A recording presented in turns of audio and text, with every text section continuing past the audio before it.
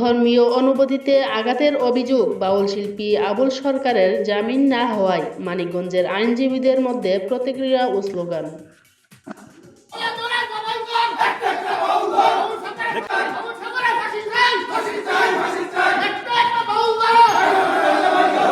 ধর্মকে নিয়ে যারা অবমাননা করে, নবী রাসূলকে নিয়ে যারা অবমাননা করে, বিশেষ করে কোরআনকে নিয়ে যারা অবমাননা করে, তাদেরকে এই বাংলার জমিনে সুবিধা দেওয়ার মতো অবস্থা বাংলাদেশে নেই।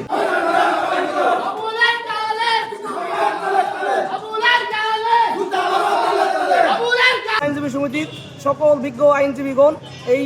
ভণ্ড আবুল সরকারের জামিনের বিরোধিতা করেছি এবং বিজ্ঞ আদালতকে বলেছি এবং বোঝানোর চেষ্টা করেছি এই যে ভণ্ড আবুল সরকার গং সহ যারা ইসলাম এর বিরুদ্ধে এবং প্রকৃত আল্লাহ তাআলা এবং আমাদের প্রিয় নবী হযরত মুহাম্মদ সাল্লাল্লাহু আলাইহি ওয়াসাল্লামের